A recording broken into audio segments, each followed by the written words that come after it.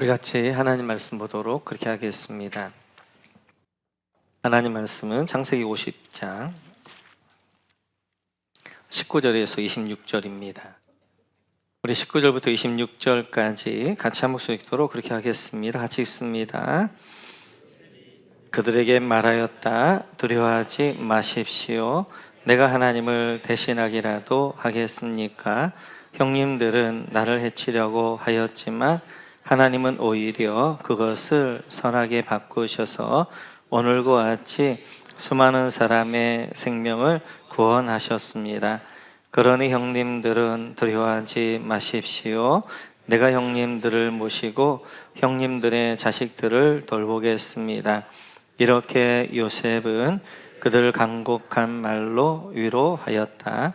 요셉이 아버지의 집안과 함께 이집트에 머물렀다. 요셉은 100년하고도 10년을 더 살면서 에브라임의 자손 3대를 보았고 므낫세의 아들 마길에게서 태어난 아이들까지도 요셉이 자기의 자식으로 길렀다. 요셉이 자기 친족들에게 말하였다. 나는 곧 죽는다. 그러나 하나님께서 반드시 너희를 돌보시고 너희를 이 땅에서 인도하여 내셔서 아브라함과 이삭과 야곱에게 맹세하신 땅에 이르게 하실 것이다. 요셉은 이스라엘 자손에게 맹세를 시키면서 일렀다. 하나님께서 반드시 너희를 돌보실 날이 온다. 그때 너희는 나의 뼈를 이곳에서 옮겨서 그리로 가지고 가야 한다. 요셉이 110살에 세상을 떠나니 사람들은 그의 시신에 방부제 향 재료를 넣은 다음에 이집트에서 그를 입관하였다. 아멘. 요셉의 삶을 하나의 특징을 이야기하라 그러면 요셉에게는 하나님이 한 번도 나타난 적이 없어요. 그리고 한 번도 요셉에게는 하나님이 직접 말씀하신 적이 없습니다. 아브라함이나 이삭이나 야곱에게는 하나님께서 종종 나타나셔서 말씀도 하시고 인도도 해주셨어요. 근데 요셉에게는 한 번도 없었어요. 그럼에도 불구하고 요셉은 예수님의 모형이라고 합니다. 왜냐하면 요셉은 삶에 흠이 없었어요. 성경적으로 보게 되어지면 그래서 그는 이제 고난 가운데서도 그의 삶 가운데서도 하나님의 꿈을 잘 이룬 자, 그리고 열방을 살리는 그러한 예수님의 그런 사역들을 가장 잘 보여주고 있는 것이 요셉의 삶입니다. 그렇다면 요셉은 하나님 한 번도 나타나지도 않고 말씀하지도 않았는데 어떻게 이렇게 거의 완벽한 삶을 살 수 있었는가? 그 비결이 오늘 본문에 나옵니다. 우리 같이 한번 20절로 한번 가볼까요? 20절 같이 읽자. 시작. 형님들은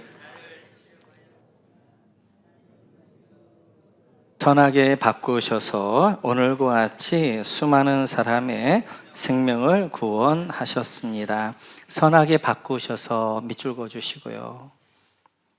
선으로 바꾸사, 이게 히브리어로 하삼 레토브입니다. 이 단어를 꼭 여러분 기억하셔야 돼요. 이 하삼 레토브는 악을 선으로 바꾸셨다라는 뜻인데요. 하삽이란 말은 바꾸셨다라는 말입니다. 그 하삽의 이제 의미 가운데는 하나님의 강력한 개입으로 바꾸셨다는 거예요. 레토브, 토브라는 것은 보시기에 좋았다. 선, 토브거든요. 그래서 악을 하나님의 개입하심으로 악을 선으로 바꾸셨다, 하나님의 뜻을 이루셨다. 이게 하삼 레토브입니다. 그러니까 요셉의 삶은 요셉에게 있었던 믿음은 어떤 믿음이었냐면 하삼 레토브의 믿음이었어요. 때때로 악한 일들이 있지만 그 일 가운데 하나님이 선하게 하나님의 뜻을 이루는 일도로 바꿔 가실 거란 믿음이 있었고 그 믿음 가운데 하나님 그렇게 일하셨던 것들을 볼 수 있습니다. 그 요셉과는 조금 다른 모습의 이제 형제들을 보는데요. 우리 한번 17, 18절 같이 한번 볼까요? 17, 18절 같이 읽습니다. 시작. 아우들에게 전하라고 하시면서 너희의 형들이 너에게 몹쓸 일을 저질렀지만 이제 이 아버지는 네가 형들의 허물과 죄를 용서하여 주기를 바란다 하셨습니다. 그러니 아우님은 우리 아버지께서 섬기신 그 하나님의 종들인 우리가 지은 죄를 용서하여 주시기 바랍니다. 요셉은 이 말을 전해 듣고서 울었다. 곧 이어서 요셉의 형들이 직접 와서 요셉 앞에 엎드려서 말하였다. 우리는 아우님의 종입니다. 18절 요셉 앞에 엎드려 말하였다. 밑줄 그어주시고, 오늘 요셉 형제들의 전체의 모습은 불안과 초조입니다. 이제 아버지 야곱이 하나님 부르셨어요. 그러자 지금까지는 요셉이 아버지 때문에 보복하지 않았다고 생각하는 거예요. 그리고 아버지가 이제 돌아가셨으니까 요셉이 우리를 보복하겠지라고 하면서 불안과 초조 가운데 아버지가 하지도 않은 거짓말을 하고 있단 말이에요. 그러면 요셉 형제들은 왜 이렇게 불안과 초조함 가운데 거짓말까지 하는가? 이들은 하나님의 하샴 레토브, 악을 손으로 변케하신 하나님의 섭리를 못 믿었어요. 그러자 하나님의 섭리를 못 믿게 되어 그 안에 찾아오는 것이 불안과 초조입니다. 그러니까 하샴 레토브, 하나님의 일하심, 섭리를 믿지 못하는 사람들은 눈에 보이는 걸 믿어요. 눈에 보이는 것만. 아버지가 자기 눈에 있을 때는 안전한 것 같았는데 자기가 믿었던 아버지가 없으니까 불안하고 초조한 거예요. 그래서 오늘 이제 요셉을 찾아와서 우리 아버지가 이렇게 이야기했습니다. 우리 용서해 주십시오 라고 이렇게 불안과 초조 가운데 거짓말을 하고 있는 거예요. 오늘 요셉은 전체적인 그의 삶을 딱 한마디로 말한다고 그는 하삼 레토보의 삶이었어요. 하나님은 악을 선으로 바꾸시는 분이시다. 그래서 그는 그 믿음 가운데 살았는데, 이런 하삼 레토보의 믿음 가운데 사는 사람들의 특징 세 가지를 한번 살펴보려고 하는데, 첫째는 우리 같이 한번 45장으로 한번 가볼까요? 같이 읽죠. 시작. 그러나 이제는 걱정하지 마십시오. 자책하지도 마십시오. 형님들이 나를 이곳에 팔아 넘기긴 하였습니다만 그것은 하나님이 형님들보다 앞서서 나를 여기에 보내셔서 우리의 목숨을 살려주시려고 그렇게 하신 것입니다. 아멘. 지금 요셉의 형제는 자기들이 요셉을 팔았다고 생각하는 거예요. 요셉은 뭐라고 얘기하냐면 하나님이 앞서서 행하셨습니다. 하삼 레토브의 삶의 첫 번째 특징은 하나님의 시각으로 자기 인생을 보는 거예요. 그러니까 내 삶을 내 시각으로 보는 건 아닙니다.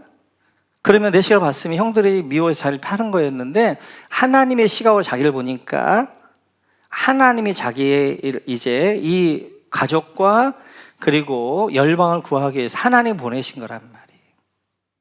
그러면 하나님의 시각으로 자기의 인생을 보는 사람들의 특징이 뭐냐면 내 시각으로만 내 인생을 보면 이 내 인생이 평면적으로 보입니다. 보이는 것만 보여요. 한 부분만. 그런데 하나님의 시각으로 위에서 보게 되어지면 내 인생이 입체적으로 보이기 시작하는 거예요. 그래서 이제 하삼 레토브 하나님 섭리 안 믿는 분들은 자기 인생을 자기의 시각으로 보면 내 보이는 것만 보면서 그걸 따는데 죽었구나 살았구나 뭐 이렇게 하게 된단 말이에요. 그런데 하나님의 시각으로 자기의 삶을 보는 사람들은 입체적으로 자기를 보게 되어지니까 보이는 면이 전부가 아니라 하나님께 그 일들을 통해 어떤 일들을 해나가실 것인가에 대한 그런 이제 기대가 있게 되어지는 거예요. 이렇듯이 하삼 레토바의 신앙, 하나님의 시각으로 자기 인생을 보게 되어지면 그 가운데 나오는 것이 불안과 초조가 아니라 기대예요, 기대.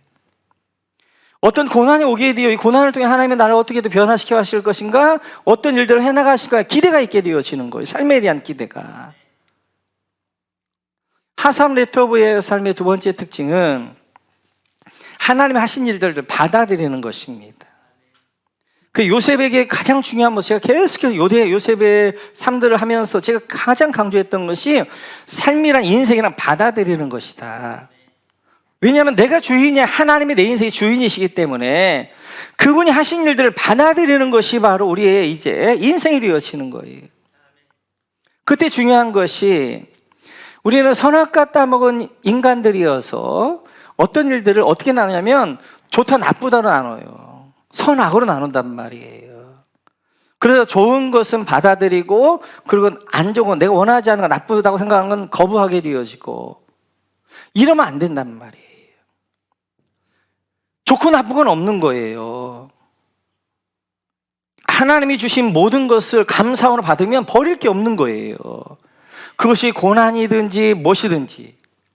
그래서 그냥 하나님이 주시는 거, 하나님이 내 인생의 주관자고 내 인생을 이끌어 가신다면 하나님 하신 일을 받아들이는 거예요. 받아들이는 거. 그리고 그 안에서 하나님의 선하시고 기뻐하시고 온유한 뜻이 무엇인가를 분별하면서 내 인생을 보는 거예요. 그럴 때 하나님이 우리 인생 가운데 함께 하시고 하나님 역사하시고 일하시게 되어지는 거예요. 그래서 하삼 레토바의 삶의 특징은 하나님의 함께 하심입니다. 요셉의 삶에서 계속 하나님이 함께 하심으로 형통케 했더라, 찰나했더라, 그가 통과했더라라는 말씀이 4번 하신단 말이에요. 근데 이 4번이 언제였느냐? 2번은 보디발의 집에서 노예 상태였을 때였어요. 2번은 감옥에 갇혀 있을 때란 말이에요. 총리로 있을 때가 아니에요. 가장 밑바닥에 있을 때, 노예였을 때, 이제 감옥에 있을 때, 그때도 그것을 이제 어떻게 하는 거예요? 받아들이니까 하나님이 요셉과 함께 하여 주셨고, 그 요셉과 함께 하시니까 형통하게 찰나의 하나님의 뜻을 통과하게 되어, 뜻을 이루게 되어지는 역사가 있단 말이에요. 저는 믿는 사람들의 파워가 이거예요, 이거. 그러니까 안 믿는 분들은 자기 인생을 자기 시각으로밖에, 평면적으로밖에 못 보는 거예요.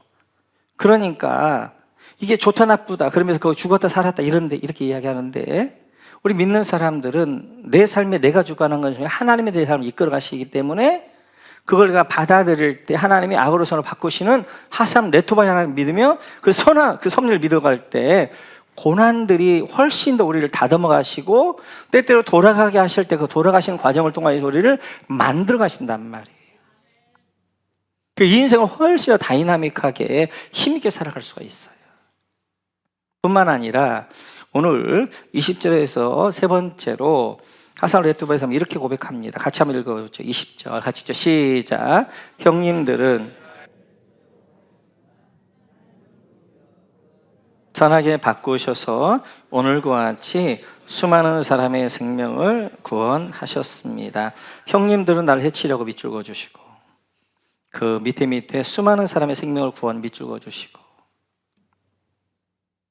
하삼 레토보의 삶을 사는 사람들은 사람을 의지하지 않아요. 하나님을 의지해요. 요셉의 삶 가운데 사람들은 늘 요셉에게 악하게 했습니다. 오늘도 마찬가지예요. 형님들은 요셉에게 악하게 했어요. 동생을 어떻게 하는 거예요? 팔아먹었어요. 근데 그 악을 가지고 하나님 어떻게 하삼 레토바로 만드셔요? 그래서 이집트로 그가 가게 되어졌고, 이집트에서 총리로 가는 길을 만드신단 말이에요. 그리고 보디발의 집에 갔을 때 요셉은 선하게 정말 최선을 다해서 그 집을 섬겼단 말이에요. 그래서 하나님이 그 집에 복을 줬어요. 그랬더니 그들이 어떻게 악하게 하는 거예요? 그 아내가 요셉을 미혹하게 되어지고 거부하자 요셉을 감옥에 집어넣는단 말이에요. 사람은 이렇게 악하게 해요. 근데 그 하나님은 그걸 어떻게 선으로 바꾸시는 거예요? 그 감옥에 이제 왕궁 감옥이 되어지게 하고, 거기서 뭘 배우게 하는 거예요? 왕궁의 예절을 배우게 한단 말이에요. 앞으로 이제 요셉이 살아야 될 곳은 왕궁인데 왕궁 요절을 배워야 되잖아요. 그래 거기에서 이제 술 맡고 하는 장, 떡 맡고 하는 장 섬기면서 왕궁 예절들을 배운단 말이에요. 또 거기에서 술 맡고 하는 장이나 이제 떡 맡은 시종장이 꿈을 꿨어요. 번민함 가운데 있어요. 그 꿈을 해석해 줬단 말이에요. 그 꿈대로 술 마통 관원장이 3일 만에 복직되었어요. 그 관원장이 어떻게 하는 거예요? 요셉을 잊어버려요. 악하게 기다린 요셉을 잊어버린단 말이에요. 그 악함 가운데 하나님은 이제 요셉을 어떻게 하는 거예요? 선하게 요셉에게 기다림의 법을 배우게 하시는 거예요. 그래, 하나님 때까지 2년 동안 기다리게 하신단 말이에요. 이렇듯이 사람은 때때로 우리가 악하게 한단 말이에요. 근데 하나님은 보시는 거예요. 그 악을 어떻게 하삼 레토바, 그 악을 통해서 하나님의 뜻을 이루어 가신단 말이에요. 그 우리 안에는 보이는 게 전부가 아니란 말이에요. 보이는 것 너머에 있는 더 큰 하나님의 섭리, 역사하심, 일하심을 볼 줄 알아야 되는 거예요.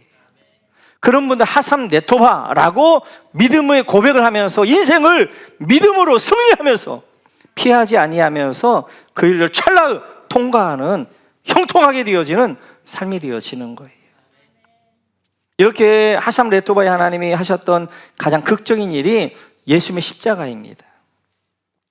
사단은 어찌하든 예수님을 이제 나무의 십자가에 못 박아 죽으려고 했단 말이에요. 왜냐하면 이것 때문에 그래요. 신명기 한번 볼까요? 같이 시작. 그러나 당신들은 그 죽음을 나무에 달아둔 채로 밤을 지내지 말고 그날로 묻으십시오. 나무에 달린 사람은 하나님께 저주를 받은 사람이기 때문에. 여기까지 할게요. 왜냐하면 나무에 달린 사람은 하나님께 저주받은 사람이란 말이에요.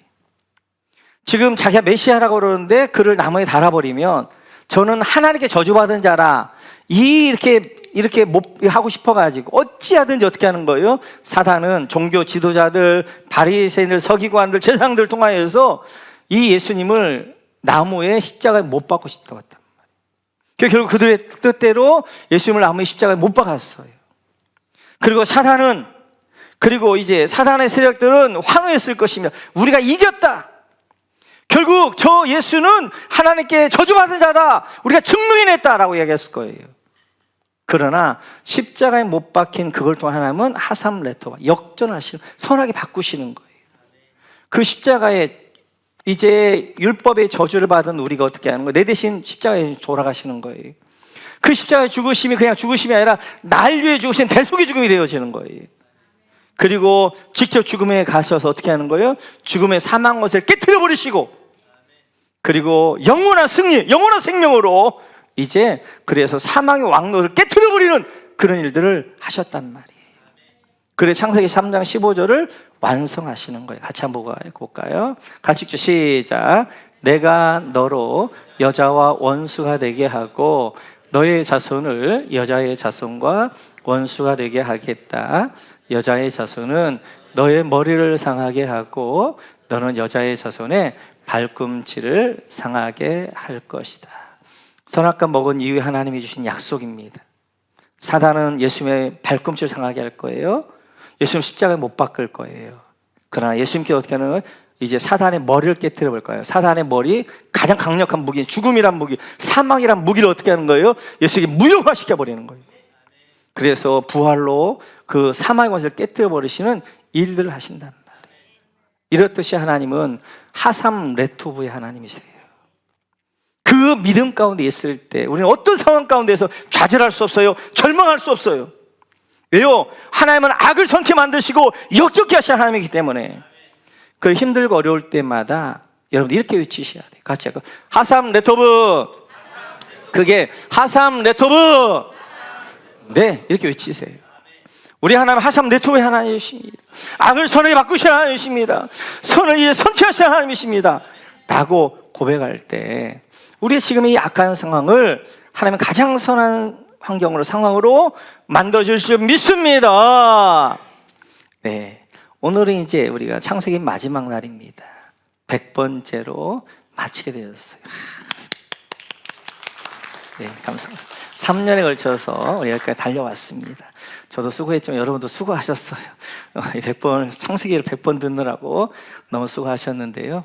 50장은 두 명의 죽음으로 끝납니다. 하나는 야곱의 죽음, 또 하나는 요셉의 죽음. 그런데 그 죽음이 설명해내는 게 달라요. 야곱의 죽음은 죽음이란 무엇인가를 설명해내요. 그래서 우리 지난주에 야곱의 죽음을 통해 죽음이 뭔가를 설명해냈다면, 요셉의 죽음은 꿈이 뭔가를 설명해내는 죽음이에요. 그러니까 동일한 죽음이지만 야곱의 죽음과 요셉의 죽음은 굉장히 달라요. 우리는 요셉과 같은 죽음을 죽어야 돼요. 요셉과 같은. 자, 그러면 어떻게 요셉의 죽음이 꿈을 설명해내는가 하는 것들을 함께 살펴보도록 하겠습니다. 우리 같이 한번 25절 볼까요? 25절 같이 읽죠. 시작. 요셉은 이스라엘 자손에게 맹세를 시키면서 일렀다. 하나님께서 반드시 너희를 돌보실 날이 온다. 그때 너희는 나의 뼈를 이곳에서 옮겨서 그리로 가지고 가야 한다. 25절은 요셉의 유언입니다. 유언. 보니까 여러분, 그때 너희는 나의 뼈를 이곳에서 옮겨서 그리로 가져가야 한다. 밑줄 그어주시고. 그때는 언제냐면 출애굽시킬 때가 있다는 거예요. 이 애굽에서 하나님께서 가나안 땅을 인도할 때가 있을 것이다. 그때 뭘 할 것인가? 나의 뼈, 요셉의 뼈를 가지고 이곳 어디에? 이집트에서 옮겨서 그리로 그리는 어디예요? 약속의 땅 가나안 땅에 묻어달라는 거예요. 이게 요셉의 유언입니다. 나를 이집트 땅에 묻지 말고 나를 이제 하나님이 너희를 출애굽시킬 때 출애굽해서 가면 가나안 땅에 날 묻어달라라고 이야기해요. 그러면서 26절 같이 읽죠. 시작. 요셉이 110살에 세상을 떠나니 사람들은 그의 시신에 방부제 향제를 넣은 다음에 이집트에서 그를 입관하였다. 요셉 110살 밑줄 그어주시고, 요셉은 110살에 하나님 부르십니다. 근데 26절 제일 밑에 보면 이집트에서 그를 입관하였다 밑줄 그어주시고, 입관에다 동그라미 쳐주시고, 그래서 이제 그렇게 죽은 요셉을 향제로 미이라로 만든 거예요. 그리고 입관했습니다. 오늘 창세기가 요셉을 입관하는 걸로 끝난단 말이에요. 위대한 책, 창조의 책이 끝이 어떻게 하는 거예요? 요셉이 입관으로 끝납니다. 1장에서는 하나님이 한마디로 이제 우주를 천지를 창조하신단 말이에요. 근데 창세기 마지막 입관으로 끝나는 거예요. 그러면 왜 창세기는 이렇게 입관으로 끝나는가? 오늘 요셉이 이야기하는 것처럼 요셉이 영원히 있어야 될 것은 이 이집트가 아니라, 이집트는 뭐예요? 세상을 이야기하잖아요. 그 영원히 있어야 될 것은 약속의 땅 가나안 하나님 나라란 말이에요. 지금 요셉은 이 생을 끝난 거예요. 두 번째 생. 이 땅에 사는 100년을 끝난 거, 100년, 그에게 주신 110년이 끝난 거예요. 그리고 입관을 하고 있어요. 어디로 가려고? 이 약속의 땅, 가나안 땅에 가려고 준비하는 거예요. 이 인생이 뭔가를 설명하는 거예요. 인생이 뭔가를. 그래서 여러분, 기독교를 너무나 얕게 생각하지 마세요. 하나님을 잘 믿으면 복이나 주는 그 정도의 얕은 신앙이, 얕은 것이 기독교가 아니에요. 여기에는 우주가 담겨 있고요. 여기 인생이 담겨 있습니다. 여기에는 세상의 모든 삶의 모든 게 담겨 있어요. 결국 우리의 삶은 하나님은 설명하시는 거예요. 너희 삶은 이렇다. 그거에 대한 선택은 여러분들이 하시는 거예요. 그래서 오늘 요셉과 같이 하사네토 하나님을 믿고 받아들이는 삶은 하나님의 그를 영원한 날 인도하지만, 나는 하나님 왕되심을 거부하고 내가 선악과에 기준되어지고 하나님 거부하는 사람은 영원히 지옥. 성경은 그걸 보여주고 있고 그걸 여러분이 선택하시라는 거예요. 그걸 여러분이 선택하시고 어떤 결정을 내리실 것인가, 그 결정에 대한 책임은 여러분들이 지시는 거예요. 그래서 신앙을 믿어주는 척 하지 말고, 끌려가는 믿음 되지 말고, 이 어마어마한 은혜를 우리에게 주셨고 이 복음의 비밀을 알게 하셨다면 이 복음 앞에 내가 신실하게 응답하고 거기에 내가 신실하게 헌신하고 그렇게 나가셔야 한단 말이에요. 자, 그렇다면 두 번째로, 왜 요셉은 야곱처럼 나를 지금 가나안 땅에 묻어달라고 하지 않고 앞으로 하나님이 너희를 출애굽시키면 그때 내 뼈를 가져와서 거기 묻어달라고 하는가? 지금이 좋잖아요. 왜냐면 요셉은 다 가지고 있는 거, 다 가지고 있단 말이에요. 그렇기 때문에 지금 하면 그는 훨씬 더 영광스럽게, 어떻게 보면 이집트의 구국공신으로 그렇게 영광스럽게 그렇게 할 수 있단 말이에요. 430년이 지나고 그때는 뼈만 남게 되어지고 그때는 확신할 수도 없단 말이에요. 근데 지금 요새 야곱처럼 지금 나를 막벨라고 그래 묻어달라고 하든지 그러면 되는데, 여기 있다가 너희를 하나님이 여기서 출애굽시키면 그때 내 뼈를 가지고 와서 가나안 땅에 묻어달라고 한단 말이에요. 요셉의 삶을 설명해 내기 위해서 그런 거예요. 그래서 요셉의 삶을 한마디로 말하면 꿈이라고 이야기했어요. 꿈. 요셉의 삶은 3단계로 나눠볼 수 있습니다. 그는 어렸을 때는 꿈꾸는 자였어요. 같이 우리 한번 창세기 37장 볼까요? 37장. 같이 있죠. 시작. 요셉이 형들에게 말하였다. 내가 꾼 꿈 이야기를 한번 들어보셔요. 우리가 밭에서 곡식단을 묶고 있었어요. 그런데 갑자기 내가 묶은 단이 우뚝 일어서고 형들의 단이 나의 단을 둘러서서 절을 하였어요.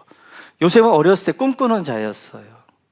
그래서 형제들 단이 자기에게 절을 하는 꿈을 꾸기도 하고, 하늘의 해와 달과 11별이 자기의 절하는 꿈을 꾸기도 하고, 어렸을 때는 꿈꾸는 자였어요.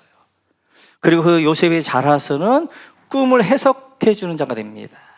40장에 보면 이렇게 말씀하지요. 같이 볼까요? 같이 있죠. 시작.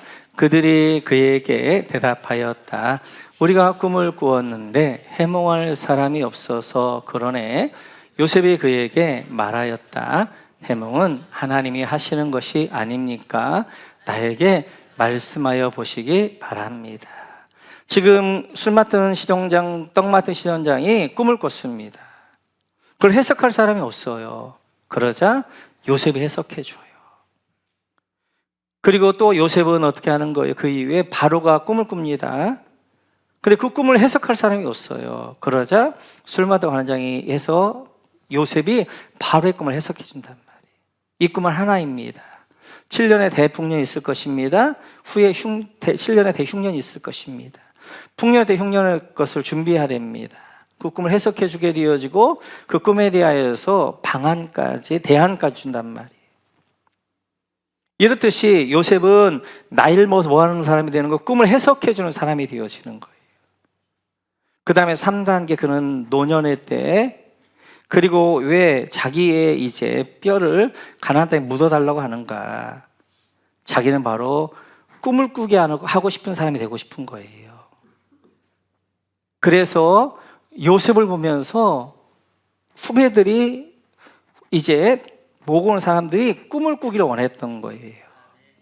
그래서 나를 여기에 있지 말게 하고 가나안 땅에 묻어달라라고 이야기해요. 그래서 출애굽한 다음 요셉의 뼈를 가지고 올라갑니다. 여호수아는 찾아보셔야 돼요. 여호수아 24장 한번 넘어가 보셔요.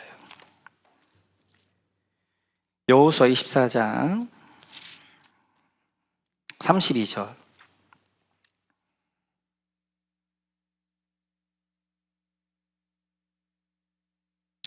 여호수아 24장 32절 하시죠. 시작.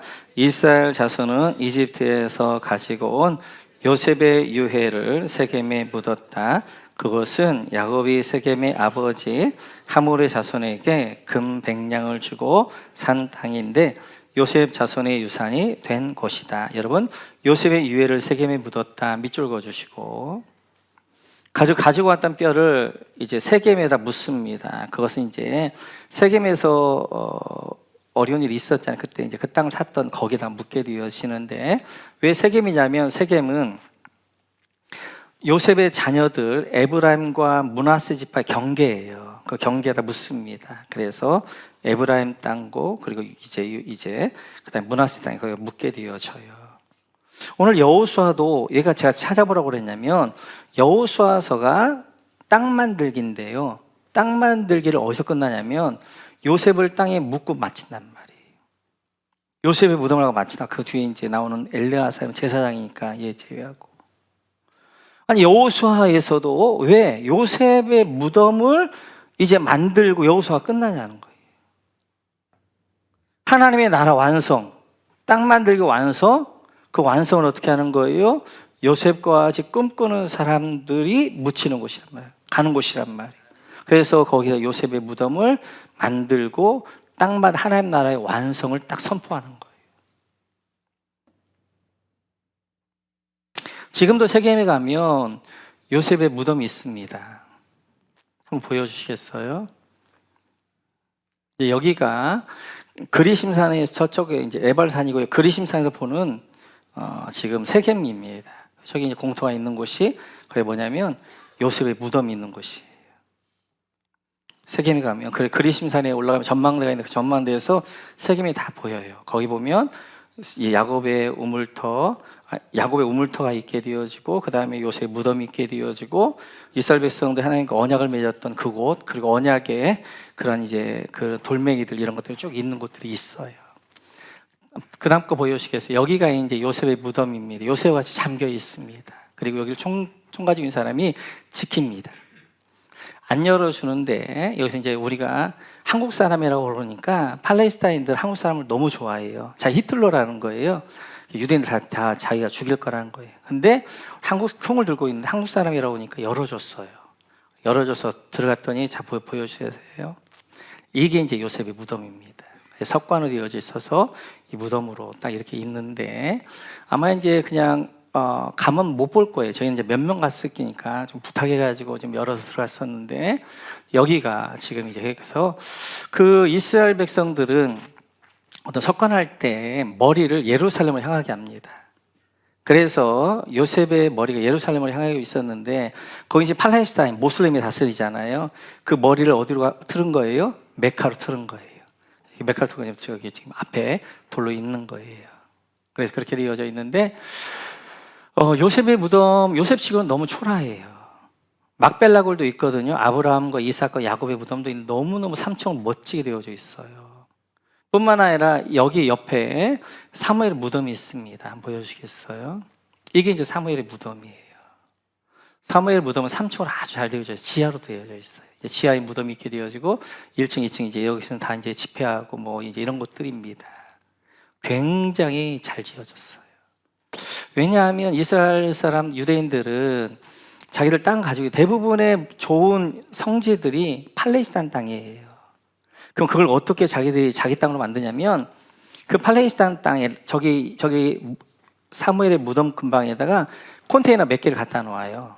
그리고 거기 사람들이 살아요. 그러면 이스라엘 정부에서 우리 사람들 보호하려고 군대를 파송해요. 군대를 파송했다가 거기다가 집들을 막 지어. 사람들이 몇백 가지가 살아요. 그럼 그 땅을 자기 걸로 하는 거예요. 그러니까 이 남한은 예루살렘에 가까워요. 그러니까 여기는 그렇게 됐어요. 그래서 지금은 여기 이스라엘이 관리하기 때문에 잘 지어서 굉장히 하얘요. 그런데 세겜은 이제 팔레스타인의 수도잖아요. 나부블루스. 그리고 그 세겜은 너무 깊어요. 그러니까 이스라엘 못 들어간 거예요. 그러니까 지금 방치되어져서 그냥 너무 초라하게 있는 거예요. 이제 그 사무엘 무덤에 가면 이렇게 되어져 있습니다. 네, 여기 이제 지금 오른쪽에 사무엘의 무덤 이제 그 관이 있어요. 그리고 거기에는 이제 랍비들이랄지 유대인들이 와서 사무엘에 연구를 해요. 배우게 되어지고 공부하게 되어지고 또 뒤쪽에는 큰 홀이 있어요. 거기는 자녀들을 데리고 와서 가족들끼리 거기서 그래 물론 남자와 여자가 들어가는 문이 따로예요. 여기 남자만 들어가요. 아버지들이 아들 데리고 와가지고 교육하고 막 가끔가끔 계속 이래요. 그러면서 제가 기도를 하거든요. 거기서 기도를 하거든요. 또 그 다음에 이제 베들레헴에 가면 라헬의 무덤이 있는데 한번 보여주시겠어요? 여기가 이제 요셉의 어머니인 라헬의 무덤이 있는 곳이 베들레헴. 여기도 지금 이쪽에서는 남자만 들어가고 저쪽에서는 여자만 들어가는 게 지금 남자만 들어가 있는 곳이에요. 수많은 사람 들어가가지고 거기서 자녀를 데려와가지고 이제 그 민족의 어머니 라헬을 배우게 되어 이렇단 말이에요. 여기도 이제 베들레헴 옆에 예루살렘 옆이니까 여기도 이스라엘의 베들레헴은 팔레스타인 다스리지만 라헬의 무덤까지는 딱 어떻게 하는 거예요? 유대인들이 차지해가지고 하고 있어요. 근데 사무엘의 무덤이랄지 라헬의 무덤이랄지 유대인들이 있는 무덤에 가보면 특징이 있어요. 수많은 부모들이 자녀들 손을 데리고 데려와요. 어린 자녀들도. 그리고 거기서 뭐 하는 거예요? 사무엘에 대해 설명하는 거예요. 라헬에 대해 설명하는 거예요. 아브라함에 대해 설명하는 거예요. 그게 산 현장의 교육의 장소가 되어져요. 그리고 거기서 기도하게 되어지고, 요셉은 그걸 꿈꿨던 거예요. 요셉은 자기의 무덤이 이집트에 그냥 묻히는 게 아니라 가나안 땅에 묻혀서 오고 오는 세대 가운데 많은 사람들이 요셉 같은 꿈을 꾸기를 원했어요. 아, 하나님의 꿈을 비전으로 삼았더니 하나님의 그 어려운 가운데서도 하나님의 꿈을 이룬 사람을 만들어 주시는구나. 하나님이 그렇게 아름답게 사용하여 주시는구나. 열방을 살리는 데 쓰임 받는구나. 그것들을 꿈을 꾸게 하기 위해서 요셉은 지금 이집트가 아니라 가나안 땅에, 약속의 땅에 자기를 묻어달라라고 하게 되어 지금까지 남아있게 되어져요. 요셉의 삶은 세 가지로 나눠볼 수 있습니다. 어렸을 때는 꿈꾸는 자였고요. 그리고 이제 자라서 중년기에는 꿈을 해석해주는 사람이 되어졌고, 노년기에는 죽어서는 꿈을 꾸게 하는 사람이었단 말이에요. 우리의 인생도 세 종류 하나여야 돼요. 꿈을 꾸는 사람이든지, 그래서 우리 다음 세대들이 마음껏 꿈을 꾸게 해야 된단 말이에요. 교회는 다음 세대에 마음껏 꿈을 꾸게 하는 장을 열어줘야 돼요. 그 장 가운데 하나 뭐예요? 말씀의 장. 그리고 선교를 다니면서 수많은 다른 문화들을 보여주는 것은 그 열방을 보여 꿈을 꾸라는 거예요. 꿈을 꾸라는 거. 그리고 우리 다음 세대들이 꿈을 꾸게 되어지면 교회는 그걸 지지해주고 응원해주고 기도해주는 거예요. 뿐만 아니라 중령이가 되어지면 꿈을 해석해주는 사람이 돼야 돼요. 이 세상 사람들은 어디가 길이냐 진리냐 무엇이 생명이냐 모른단 말이에요. 인생을 그냥 일생이라고 생각한단 말이에요. 그러니까 영원한 세계를 모른단 말이에요. 그들에게 인생을 알려줘야 되는 거예요. 해석해줘야 되는 거예요. 삶을 해석해줘야 되는 거예요. 어떻게 살아야 될 것인가, 뭘 살아야 될 것인가, 어디로 가야 될 것인가를 알려주는 삶을 살아야 된단 말이에요. 그 다음에 나이를 먹으면서 꿈을 꾸게 하는 사람이 돼야 돼요. 아, 나도 저 장로님처럼 저렇게 늙어가고 싶다. 나도 저분처럼 저렇게 헌신하고 싶다. 나도 저 가정처럼 그런 부부를 이루고 싶다. 저 가정을 이루고 싶다. 그래서 오고는 우리 후배들이 보면서 꿈을 꾸게 하는 그러한 삶이 돼야 된단 말이에요. 가정교회는 보고 배우는 거잖아요. 감사한 것은 그 상황 그때그때마다 보고 배울 분들이 교회 안에 참 많다는 거예요. 우리 원로 목사님, 원로 사모님도 얼마나 아름답게 사시는가. 우리 장로님들, 권사님들, 목자님들, 목념들 보면서 아, 나도 저렇게 살고 싶다. 나도 저렇게 헌신하고 싶다. 나도 저렇게 늙고 싶다. 이렇게 꿈을 꾸게 하고, 특별히 누가? 우리 자녀들이 부모들을 보면서 아, 그래, 나는 저런 엄마가 돼야겠다. 난 저런 아빠가 돼야 되겠다. 나는 저런 가정을 이루어야 되겠다. 이런 꿈을 꾸게 해야 된단 말이에요. 다시 한번 기억하면서 우리는 세 것 중에 하나예요. 꿈을 꾸는 사람이든지, 꿈을 해석해주는 사람이든지, 꿈을 꾸게 하는 사람이든지. 이제 앞으로 우리는 모두가 꿈을 꾸게 하는 사람. 그래, 우리 후배들이 보면서 야, 나도 저분처럼 저렇게 살고 싶다. 저렇게 헌신하고 싶다. 저런 가정을 이루고 싶다. 그럴 수 있는 여러분 모두가 되시기를 주님의 이름으로 축원합니다.